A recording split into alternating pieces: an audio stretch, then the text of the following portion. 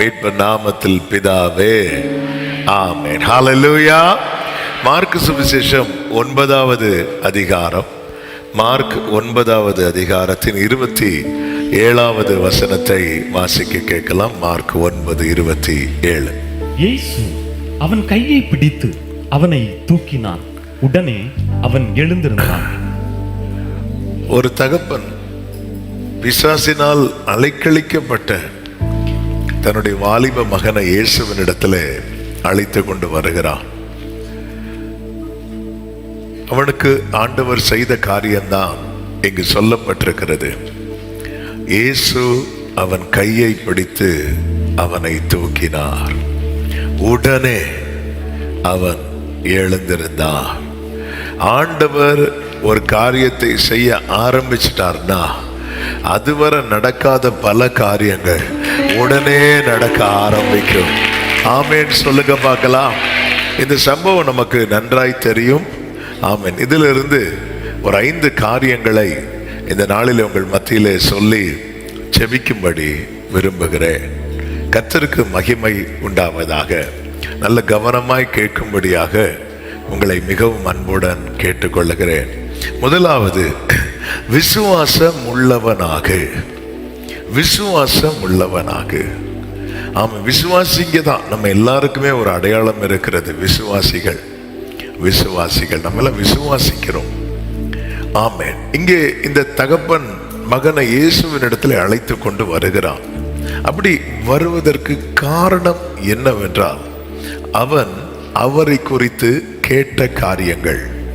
ஆமென். மத்தேயு 4:24, மார்க் 3:8 இந்த வசனங்கள்ல பார்க்கும்போது, மத்தேயு 4:24 வாசியுங்கள். அவருடைய கீர்த்தி சீரியா எங்கும் பிரசித்தமாயிற்று. அப்பொழுது பலவித வியாதிகளையும் வேதனைகளையும் அடைந்திருந்த சகல பிணியாளிகளையும் பலவித வியாதிகளையும் வேதனைகளையும் அடைந்திருந்த சகல பிணியாளிகளையும் பிசாசு பிடித்தவர்களையும் சந்திர ரோகிகளையும் திமிர்வாதக்காரரையும் அவரிடத்தில் கொண்டு வந்தார்கள். அவர்களை இயேசு சொஸ்தமாக்கினார். கர்த்தருக்கு மகிமை உண்டாவதாக. இந்த தகப்பன் மகனுக்கு என்ன வியாதி பிடிச்சிருக்குன்னு சொல்றான் பாருங்க. மத்தேயு 17:15 வசனம். மத்தேயு 17வது அதிகாரம் 15வது வசனத்துல, ஆண்டவரே என் மகனுக்கு இரங்கும், அவன் சந்திர ரோகியாய் கொடிய வேதனை படுகிறான். அப்போ ஒருத்தங்க இயேசு கிட்ட வராங்கன்னா திடீரென்று அவங்களுக்கு ஒரு நட்சத்திரம் உதித்தோ அல்லது தூதன் வந்து சொல்லியோ அப்படி வரவில்லை. அவர்கள் இயேசுவை குறித்து கேள்விப்படுகிறார்கள். அதுதான் மத்தேயு 24 பார்க்கிறோம். அவருடைய கீர்த்தி சீரியா எங்கும் பரவிட்டு. மார்க் 3:8 பார்க்கும்போது அதனுடைய பிற்பகுதியில் சொல்லப்பட்டிருக்கிறது, அல்லாமலும் தீரு சீதோன் பட்டணங்களின் திசைகளிலும் இருந்து திரளான ஜனங்கள் அவர் செய்த அற்புதங்களை குறித்து கேள்விப்பட்டு அவரிடத்தில் வந்தார்கள் என்று சொல்லப்பட்டிருக்கிறது. ஆமென். விசுவாசம் எப்படி வரும் சொல்லுங்க பார்க்கலாம். கேள்வியினாலே வரும், கேட்கிறதுனாலே வரும். ஆமென். பார்க்கிறதுனால் வருகிற காரியங்கள் இருக்கிறது, கேட்கிறதுனால் வருகிற காரியங்கள் இருக்கிறது. ஆனா விசுவாசத்தை கர்த்தர் எப்படிதான் பழக்க வைக்கிறார்? விசுவாசத்துல எப்படி பழக்க வைக்கிறார்னா, பார்க்க வச்சு அல்ல, சத்தமா சொல்லுங்க, கேட்க வைத்து. ஆமென். நம்ம ஊருக்கு வந்த ஒரு அப்போஸ்தலர் உண்டு. யாரு? தோமா. அவர் சொல்லுவார், நான் பார்த்தாதான் நம்புவேன் அப்படின்னு சொல்லுவார். ஆனாலும் அவனுடைய பலவீனத்தை மாற்ற இயேசு மறுபடியும் தம்முடைய கைகளில் இருக்கிற பாடுகளை காண்பிக்கிறார். அப்படி காண்பிக்கும் போது, தோமாவே வா, டவுட்டு உனக்கு சந்தேகம் வந்துல்ல, வா வந்து தொட்டு பாரு சொன்னோன்னு ஆண்டவரேன்னு விழுந்துட்டான். அப்படி விழும்போது இயேசு சொல்லுவார், கண்டு விசுவாசிக்கிறவன் அல்ல, காணாமல் விசுவாசிக்கிறவனே பாக்கியம். காணாம எப்படி விசுவாசிக்கிறது? அதுதான் கேட்கிறதுனால. விசுவாசம் உள்ளவன். இங்கே ஒரு தகப்பன் தன் மகனை அழைத்து கொண்டு வரான் அப்படின்னா அந்த பையனுக்கு திடீர்னு வந்த பிரச்சனை இல்லை. பாருங்க, திடீர்னு ஒரு பிரச்சனை, திடீர்னு ஒரு வியாதி, திடீர்னு ஒரு பலவீனம் வந்தா சொல்யூஷனுக்கு நிறைய காரியத்தை தேட நமக்கு தோணும். ஆனா சின்ன வயசுல இருந்தே பிரச்சனையிலேயே ஒருத்தன் இருக்கும்போது நாளாக நாளாக என்ன ஆகிரும் அப்படின்னா அதுலயே பழகிருவோம். இந்த பலவீனம் என்பது, இந்த போராட்டம் என்பது திடீரென்று வந்ததல்ல, சின்ன வயசுலயே இருக்கு. சின்ன வயசுலயே இருக்கு.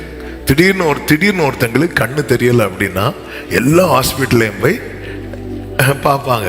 சின்ன வயசுல இருந்தே கண்ணு தெரியலன்னா அதை அப்படியே விட்டுருவாங்க. அதுக்கு அடுத்த வழி என்ன உண்டு அதுதான் பார்ப்பாங்க. இங்கே ஒரு தகப்பன் திடீரென்று இயேசுவின் இடத்துல பையனை கூட்டிட்டு வாரான் அப்படின்னா அவன் இயேசுவை குறித்து கேள்விப்பட்ட காரியம் அவனை எதுவாக மாற்றிவிட்டது என்றால் விசுவாசம் உள்ளவனாக மாற்றிவிட்டது.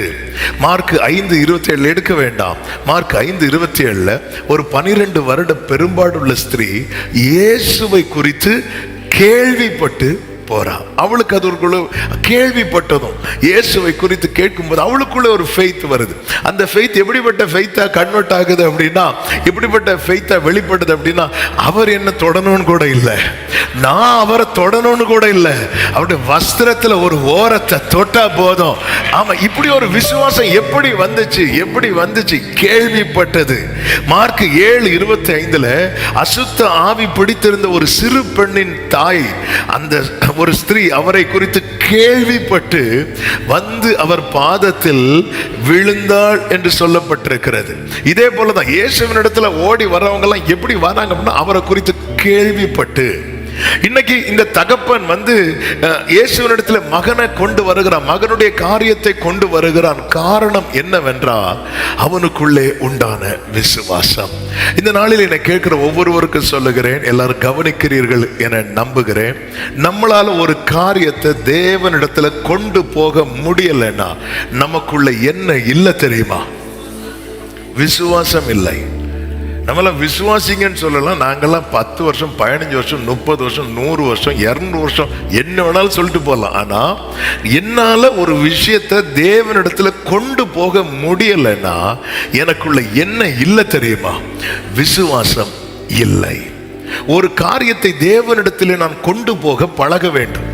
ஒரு காரியத்தை தேவனிடத்திலே கொண்டு போக பழக வேண்டும்.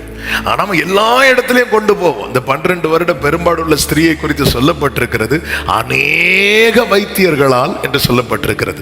அவ போகாத ஹாஸ்பிட்டல் கிடையாது, பார்க்காத டாக்டர்ஸ் கிடையாது, செய்யாத செலவு கிடையாது, எல்லாமே அவுட். அப்போ என் லைஃபை இனி இப்படிதான் அப்படின்னு இருக்கும்போது ஒரு செய்தி வருகிறது, இயேசு வரார் அப்படின்னு. ஏன்னா அவருடைய கீர்த்தி, அவர்கிட்ட எந்த வியாதியில் உள்ளவன் போனாலும் சுகம் கிடைக்குங்கிற கீர்த்தி தேசம் எங்கும் பரவிட்டு. அப்போ இதை அவ கேள்விப்பட்டு அப்படியே தான். அதே போலதான் பர்தீமையும் எத்தனை கேட்டுமே, நீ உனக்கு இன்னும் சுகம் கிடைக்கலையா? யாராவது கேட்டிருப்பான், என்ன சுகம் கிடைக்கலையா? புரியலையே. இப்படி அவர் குருடருக்கெல்லாம் பார்வை கொடுக்கிறார். அப்படியா? யாரு? இப்படி இயேசுங்கிறவர். இவனுக்கு ஏதோ எப்படியோ இவன் பைபிள் கேட்டிருக்கிறான். இல்லைன்னா அவன் தாவீதின் குமாரனேன்னு சத்தம் போட்டிருக்க மாட்டான். ஏன்னா ஈசாயின் அடிமரத்திலிருந்து ஒரு வேர் துளிர்க்குங்கிறது ஏசாயாவில் சொல்லப்பட்டிருக்கிறது. சொல்லப்பட்ட இடத்துல என்ன சொல்லப்பட்டிருக்கும் தெரியுமா? அவர் குருடருடைய கண்களை திறக்கவும் இருக்கும். இவன் எப்படியோ இவன் வசனம் கேட்டிருக்கிறான். அவன் குருடருடைய கண்ணை ஒரு ஆள் திறக்கணும்னா அது யாராதான் இருக்கணும் தெரியுமா? தாவீதின் குமாரனாய் வருகிறவராய் மட்டும்தான் இருக்க முடியும். அப்படிங்கிற செய்தியை கேட்டுட்டு இருக்கும் போதுதான் திடீரென்று நிறைய காலடி சத்தங்கள் கேட்கிறது. நார்மலா இந்த ஏரியால 10 பேர் போவாங்கன்னா இன்னைக்கு ஒரு 50 பேர் 100 பேர் போறாங்க. என்ன கூட்டம் ஜாஸ்தியா இருக்குன்னு கேட்கும் போது சொல்றாங்க இயேசு அப்படிங்கிறான். உடனே கத்த ஆரம்பிக்கிறான். அவனுக்குள்ள அந்த ஃபெய்த் வருது பாருங்க. அவன் தன் காரியத்தை அவரிடத்தில் கொடுக்கிறான். இந்த வசனத்தை படிக்கும் போதெல்லாம் அடிக்கடி சொல்லுகிற ஒரு காரியம் உண்டு. அந்த வழியா போற எல்லாருக்கிட்டையும் இவன் பிச்சை தான் கேட்டான். ஒரே ஒருத்தர்கிட்ட மட்டும்தான் இவன் பார்வையை கேட்டான். ஹல்லேலூயா. எல்லார்ட்டையும் கேட்டு கிடைக்கல, இயேசுட்ட அப்படி அல்ல. என்னுடைய ஃபெய்த் என்ன தெரியுமா? இந்த காரியத்தை தர அவருக்கு மட்டும்தான் முடியும்.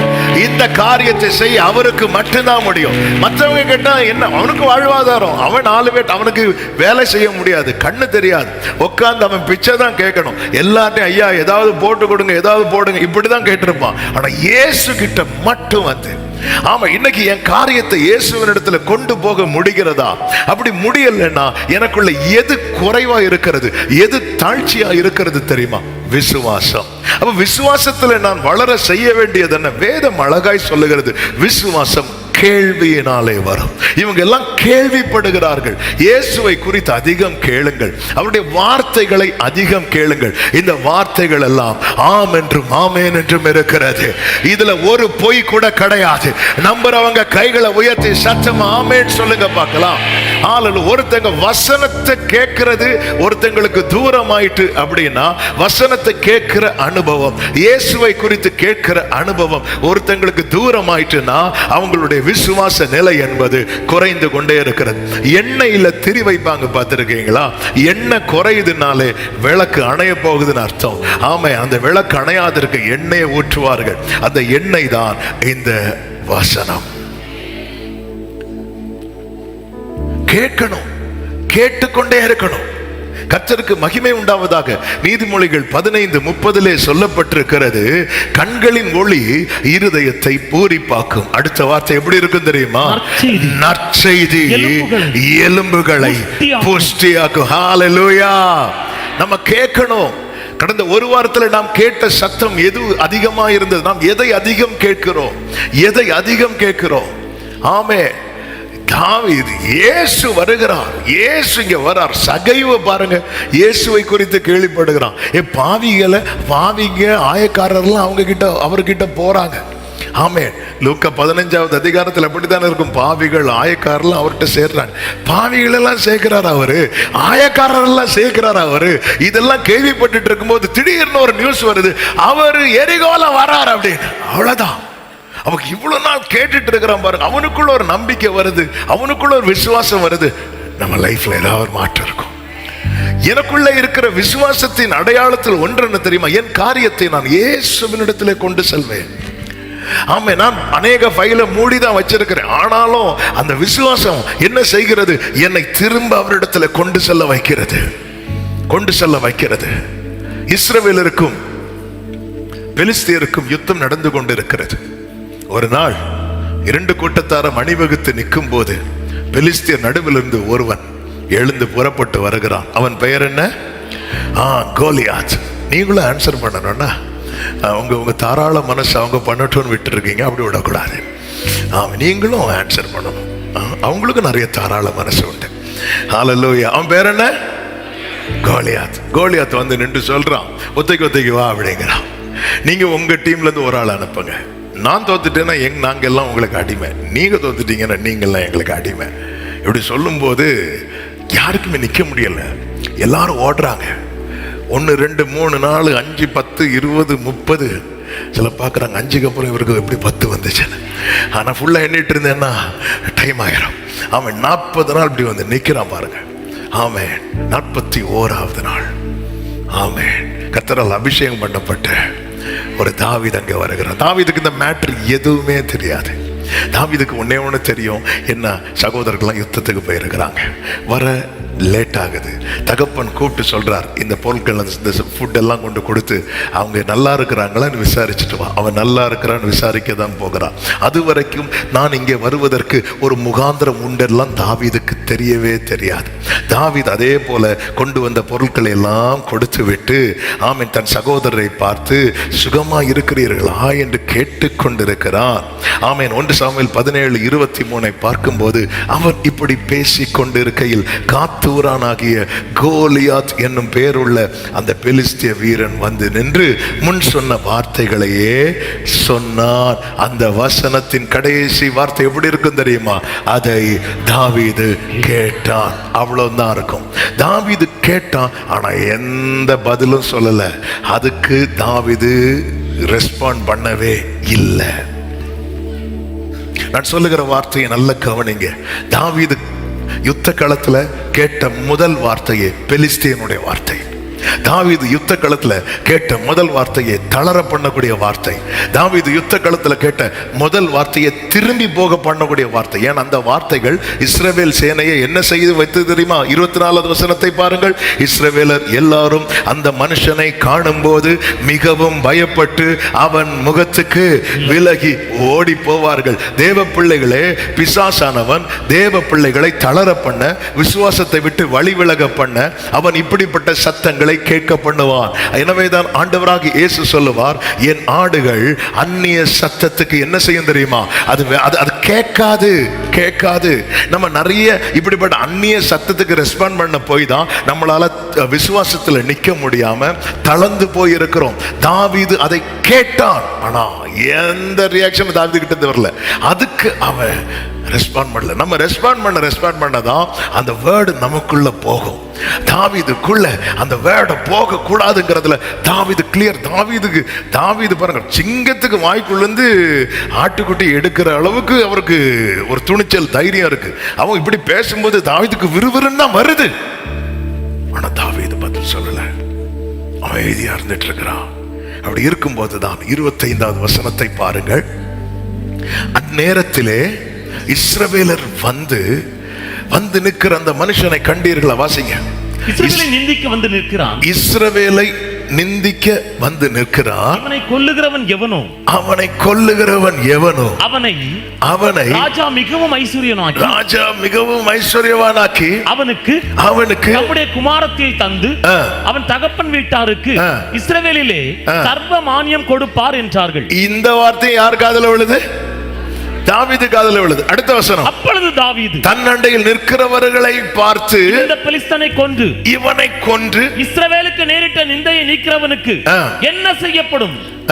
ஜீவனுள்ள தேவனுடைய சேனைகளை இவனை கொன்று இந்த நிந்தையை நீக்கிறவனுக்கு என்ன செய்யப்படும்? இதுதானே கொஞ்சம் முன்னாடி சொன்னாங்க.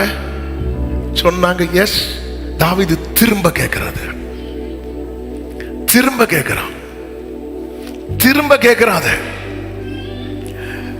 பெலிஸ்தியன் சொன்ன காரியத்தை திரும்ப கேட்க விரும்பல. என்ன சொன்ன அப்படி கேட்க விரும்பல. நம்ம என்ன சொன்னேன்னு கேட்கும் போது திரும்ப கூட 4 வார்த்தையை போட்டு சொல்லுவாங்க. அதை திரும்ப கேட்க விரும்பல. ஆனா நற்செய்தி இருக்கு பாருங்க, ஃபியூச்சர் இருக்கு பாருங்க, அதை அவன் திரும்ப கேட்கிறான். ஆமா, என்ன செய்வாங்க? திரும்ப கேட்கிறான். இப்படி திரும்ப கேட்க யாருக்கு கோவம் வந்துட்டு தெரியுமா? தாவீதுக்கு, சகோதரனுக்கு கோவம் வந்துட்டு. சில செய்தியை நம்ம திரும்ப கேட்டா வீட்டில் இருக்கவங்களுக்கு கோவம் வரும். என்ன, அதை தானே முடிஞ்சதை போட்டு திரும்ப கேட்டுட்டு இருக்க. அதான் முதல் சர்வீஸ் கேட்டல, 2வது சர்வீஸ் கேட்டுட்டு இருக்க. திரும்ப கேட்கும் போது அவன் அதை திரும்ப கேட்கிறான். விசுவாசம் உள்ளவனாகும் வரை வார்த்தையை கேட்டுக்கொண்டே இருக்க வேண்டும். கரங்களை உயர்த்தி ஆமென் சொல்லுங்க பார்க்கலாம். நம்ம கேட்டு விட்டு விடுங்க. அவன் திரும்ப கேட்கிறான். நம்ம என்ன செய்வாங்க? நான் அதை இப்படி பார்த்து சொல்லுகிறேன். ஆமென். இப்படி கௌலியாத்து பேசிட்டு இருக்கும் போது தாவீது இப்படி எல்லாரையும் இப்படி பார்த்துட்டே இருந்திருப்பான். திடீர்னு பக்கத்துல இருந்து சத்தம் கேட்குது. இவனை கொல்றவனுக்கு ராஜா பெரிய சம்மான்கள்லாம் கொடுக்க போறார், மருமகனெல்லாம் ஆக்க போறார். ராஜா என்ன செய்ய போறார்? தன் மகளை, எந்த மகளை, யாரை, அதாவது அவனுக்கு அதுதான் கேட்கணும். ராஜா என்ன செய்ய போறார்? ஓ, இப்படி பண்ண போறாரா, இப்படி உயர்த்த போறாரா? அது திரும்ப கேட்கிறான். இப்படி கேட்டுட்டு இருக்கும் போதுதான் சகோதரன் வந்து, உன் அகங்காரம், உன் துணிகரத்தை நான் அறிவேன் சொல்லும் போது இப்போ தாவீது சொல்றான், நான் வந்ததற்கு ஒரு முகாந்திரம் இல்லையா? என்ன, இந்த யுத்த களத்தில் என் காதுல ஒரு நற்செய்தியை கர்த்தர் கேட்க வைத்திருக்கிறார் என்றால், glory, என் வாழ்க்கையில ஏதோ ஒன்றை கர்த்தர் செய்ய போகிறார். இந்த பகல் வேளையில நீ இருக்கிற போராட்டமான நெருக்கமான சூழ்நிலையில உங்க காதுகளில் ஒரு நற்செய்தியை கர்த்தர் கேட்க பண்ணினது உண்டானால், இந்த சூழ்நிலைக்குள்ளே நீங்கள் வருவதற்கு ஒரு முகாந்திரம் உண்டு. சத்தமா விசுவாசிக்கிறவங்க கைகளை உயர்த்தி ஆமென் என்று சொல்லி 29 அவனை விட்டு 29 நான் வந்ததற்கு ஒரு முகாந்திரம் இல்லையா என்று சொல்லி அவனை விட்டு வேறொருவனிடத்தில் திரும்பி அந்த பிரகாரமாகவே கேட்டான். மீண்டும் கேட்கிறான். அதாவது என்ன விசுவாசம் நம்பிக்கை இருக்குல்ல, இதோட சேர்ந்து வரக்கூடியதான் தைரியம், பலன். அவனுக்குள்ள அந்த faith, அது எழும்பி அவன் எலும்புகளை புஷ்டியாக்க, அவன் தூரத்தில் இருந்து வரும் நற்செய்தி விடாய்த்த ஆத்துமாவை சம்பூர்ணம் அடைய பண்ணும் என்று வேதம் சொல்லுகிறது. நீதிமொழிகள் 25:25 தூரத்திலிருந்து வரும் நற்செய்தி விடாய்த்து போன ஆத்துமாவை, குளிர்ந்த தண்ணீர், விடாய்த்த ஆத்மாவுக்கு கிடைக்கும் குளிர்ந்த தண்ணீருக்கு சமாதானம். விடாய்த்த ஆமே. ஹalleluya. ஃபர்ஸ்ட் சர்வீஸ்ல ஒரு காரியத்தை சொன்னேன். கல்ஃப் கண்ட்ரீஸ்ல ஒரு குறிப்பிட்ட நாட்டுக்கு ஊழியத்துக்காக போயிருந்தேன். பல இடத்துக்கு ஆண்டவர் போக வச்சிருந்தாலும் ஒரு குறிப்பிட்ட நாட்டுக்கு ஊழியத்துக்கு போகும்போது அந்த இடத்துல மினிஸ்ட்ரி ஸ்டார்ட் பண்ண ஆரம்பிச்சதும் வேர்டு இந்த மடையை திறந்து விட்டது போல வந்துட்டே இருக்கு. ஜனங்க ஆரவாரம் என்ன, அவ்வளவு கண்ணீர் கழிப்பு. வேர்டு 1 மணிக்கு ஒரு செய்தி 1:30 மணிக்கு ஆகுது, போயிட்டே இருக்குது. அப்போ மீட்டிங் முடிஞ்சு பக்கத்தில் ஒரு பாஸ்டர் இருந்தார். அவர்கிட்ட சொன்னேன், என்ன ஃப்ளோ, பயங்கரமான ஃப்ளோவாக இருக்குன்னு சொல்லும்போது அவர் சொன்ன வார்த்தை, அது நாங்கள் காஞ்சி கிடக்கிறோம் பாஸ்டர் அப்படின்னாங்க. அதாவது நாங்கள் காஞ்சி கிடக்கிறோம். இந்த இது எங்களுக்கு அங்கே ஒரு மீட்டிங்கே எங்களுக்கு ஒரு பெரிய சேலஞ்சான காரியம். வசனமே. அப்போ இந்த இடத்துல நீங்க எவ்வளவுதான் ஊற்றினாலும் ஆமே, அங்க ஊத்திட்டு திரும்பி பார்க்கக்குள்ள இங்கே தானே சிலருக்கு இலையில சாப்பாடு வச்சு திரும்புறதுக்குள்ள காணாம போகும் தெரியுமா? அப்படி ஊத்திட்டு திரும்பி பார்க்கறதுக்குள்ள இங்கே தானே இவ்வளவு தண்ணி ஊத்துறோம். ஆமே. தூரத்திலிருந்து ஒரு நற்செய்தி, ஒரு செய்தியை தாவீது தான் ஜெயிப்பதற்கு இந்த யுத்த களத்திலிருந்து நான் முதுக காட்டி ஓடக்கூடாது, நான் ஜெயித்தவனை தான் திரும்பணும். அதுக்கு எனக்கு என்ன தேவை? எனக்கு விசுவாசம் தேவை. அந்த விசுவாசம் எப்படி வரும்? கேட்கறதுனால வரும். அந்த விசுவாசம் வரது வரைக்கும் தாவீது யாரு என்ன சொன்னாலும் பரவாயில்ல, யார் நிந்தித்தாலும் பரவாயில்ல, அவன் திரும்ப திரும்ப திரும்ப திரும்ப திரும்ப திரும்ப கேட்டு கொண்டிருந்தான். அதுவரை வந்து நின்ற கோலியாத் அதன் பிறகு வந்து நிற்க கர்த்தர் விடவில்லை. ஆமென். நீ ஆபத்து காலத்தில் சோர்ந்து போவாயானால் உன் பலன் குறுகி போயிட்டு உங்க விசுவாசத்தை ஆமென் அவர் ஆரம்பித்திருக்கிறார். இனி வளர பண்றதுக்கு தான் அவர் தண்ணீராகிய இந்த வசனத்தை அனுப்பி கொண்டே இருக்கிறார். கடந்த ஒரு வாரத்தில் நாம் அதிகம் கேட்ட சத்தம் எது? எப்படிப்பட்ட சத்தம்? ஐயோ இது நடக்கல, இது போச்சு, இது கிடைக்காது, இனி அவ்வளவுதான். யூடியூப தொட வழியில தொட்டா யுத்தம் யுத்தம் யுத்தம், அலறல் சத்தம். எங்க நம்மளை சுத்தி நடக்கிற சத்தம் நம்மை தளர பண்ணி, நம்மை குறுக பண்ணி, நம்முடைய எல்லாம் இதோட போச்சுங்கிற நிலைமை தானே. இந்த நிலையில் தானே ஆமென் விடாய்த்த ஆத்துமாவே குளிர பண்ண ஆமென் ஒரு தண்ணீர் எப்படி தேவையோ அது போல ஒரு நற்செய்தி அவர் அனுப்பி கொண்டிருக்கிறார். அனுப்பின செய்தியை தாவீது எப்படி அத விசுவாசம் உள்ளவன் ஆகிறான் பாருங்க. திரும்ப திரும்ப திரும்ப நீங்க விசுவாசம் உள்ளவன் ஆகாத வரைக்கும் உங்க மேல இருக்கிற அபிஷேகம் அப்படியே தான் இருக்கும். உங்க மேல இருக்கிற கிருபை அப்படிதான் இருக்கும். உங்க மேல இருக்கிற அழைப்பு, உங்க மேல இருக்கிற கிருபை, உங்க மேல இருக்கிற அபிஷேகம் உங்களுக்கு கை கொடுக்கணும்னு விரும்புறீங்களா? விசுவாசம் உள்ளவர்கள் ஆகுங்கள். அது எப்படி செயல்படுகிறது என்பதை அன்னைக்கே பாப்பீங்க.